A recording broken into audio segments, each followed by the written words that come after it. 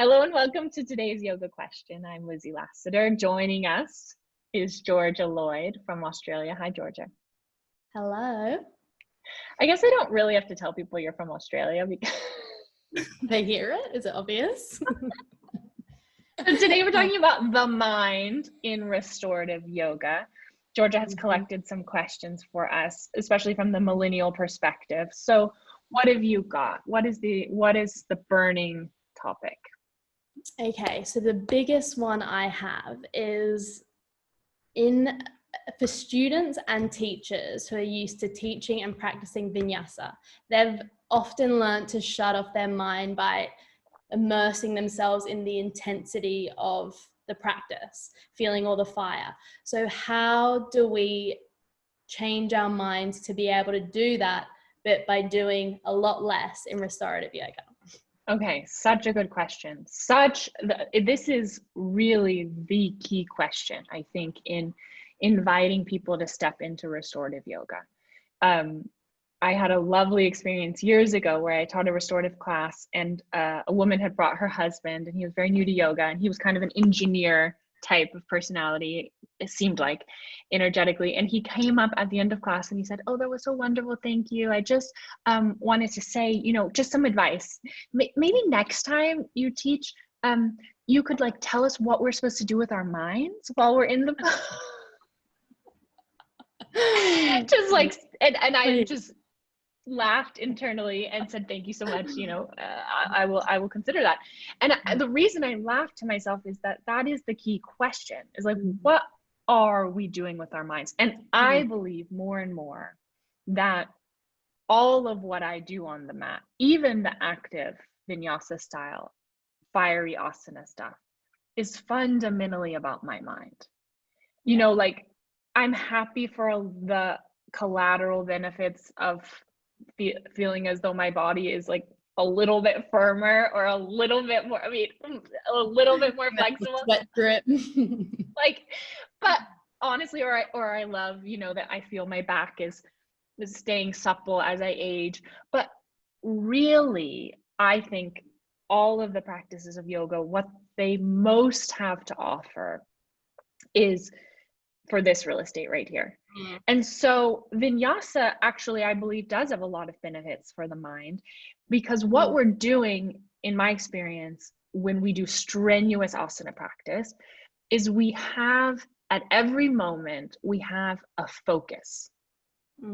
We have, so if you're in a dog pose, your mind is on your hamstrings, or my mind is actually in my calves. I have really tight calves. So I'm thinking of, I'm feeling the stretch there. And I'm, if you're in a chaturanga, what? There's a lot of sensation. There's a lot of sensation. And that is, in fact, asana, I believe, is using the sensation as a focusing tool, right? Or many of us use the breath. It's like your whole attention, as much as possible, is in the breath. And I joke that it's like when you're thinking about your hamstrings because you're in Uttanasana and they're giving you a lot of information, you're not worried about your credit card bill. Like, you can't, you're like, you're not, or that snarky thing your sister said on the telephone. Like, you can't, because that all falls away and our attention becomes narrowed onto a single focus. It happens to be the hamstrings. So I think that's one of the reasons why vinyasa is so accessible, or challenging physical asana is very accessible as an entryway into yoga for so many of us, because in a way it's almost a blunt instrument. It's like hits us over the head with the focusing tool, and it's repeatably it works. It's like, this is it reliably works for so many of us.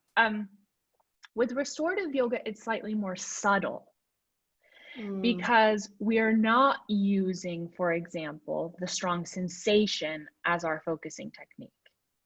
And in fact, we could say, one step deeper beyond sensation. So we are after comfort, extreme comfort, and symmetry in almost every pose, so that our nervous system is sending us fewer and fewer signals. That's how I think about it. I don't know scientifically if that's really what's happening, but it's almost as though we are putting ourselves in such a position of comfort and warmth and safety and symmetry that the nervous system stops poking us. It's like it stops sending the brain information. And so the one level deeper that we then get to, I think, happens in this space almost below the Annamaya kosha, the body layer. And so we begin to move into, I would say, a meditative space. We get to move into a space where we can let go on many, many deep levels. So yes, I understand that that can be intimidating or maybe even sort of unattractive to vinyasa practitioners.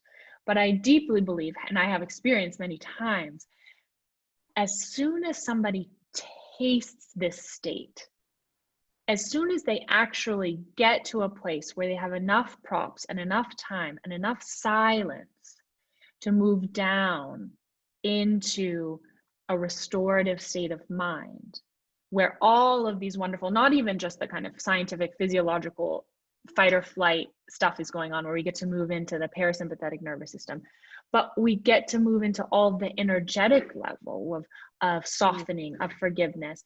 When all those things start to happen, once somebody tastes that, I think we want more. Was that your experience, Georgia? Yeah, and I feel like, just to not let it go, you just blew my mind when you said vinyasa is a perfect entry point, because it makes perfect sense. It is the entry point. We all think of it as kind of the peak point. You are always chasing these new poses, whether your body is suited to them or not. But I feel like you just summarized that so well. With vinyasa is the entry point. Yeah. And I think, I mean, as we age, that's also the wonderful thing. And so many of us push against that or resist it. But there is a natural, it's like our bodies as they age. My body, I'm 37. My body's not as interested in big back. My body is not as interested in big back bends as it was when I was 27. Like it's, and it's not that I don't do back bends, but I do cobra, I do bow, and that desperation, the taste also goes away. You get the taste of like restorative yoga, going deeper in those levels, and that constant chasing all these poses is not as important. All of a sudden going through the layers is.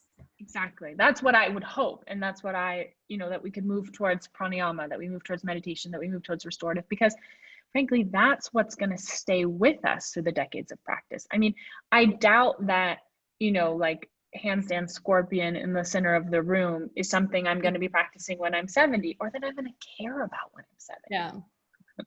1,000%. And so, yeah, it just shifts the perspective. Love of course, that. When I'm 70, you'll be like, 50, but yeah, I'm like, look at my party trick. Right. Anything else on this topic before we close? So I just have one last question, and this one is especially for Sydney siders. It's a big thing. So It's very common for there to only be a 3 to 5 minute shavasana at the end of a vinyasa practice. So that is training all these students to collectively find it really hard to be in a 20-minute pose. So how are we transitioning them? Okay.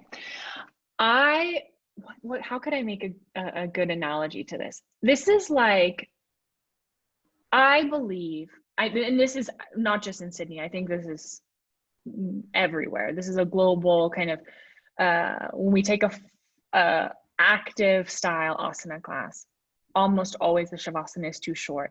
And not only is it too short in terms of time, in my opinion, the teachers are not offering props, and the teachers are talking a lot and playing music, that type of stuff, so that the students are not given the opportunity to have, for, in my opinion, what we need to enter a deep state of shavasana, which would be 20 minutes, silence, comfort, warmth, all those things that are just not, it's like, it's just physically not possible to get to that state in 3 to 5 minutes lying on a hard floor while someone's talking to you.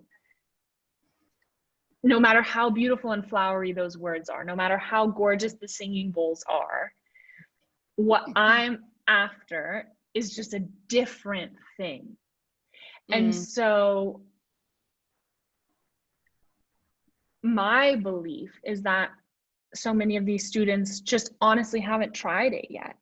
It's like comparing, they're eating frozen pizza from the supermarket, and then I'm saying, let's go to Naples and have like the real thing pizza.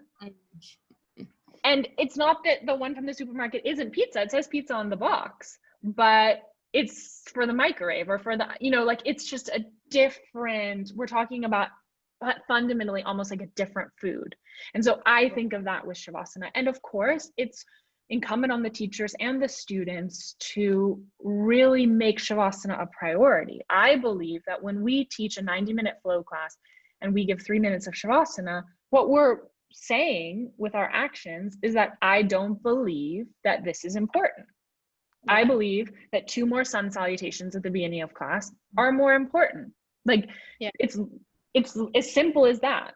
And I, with respect, disagree that I believe we are so desperately in need of this constructive space for silence and for getting still, for touching our, you know, sweet hearts, and for finding, you know, sometimes mom says yoga is about finding that which was never lost.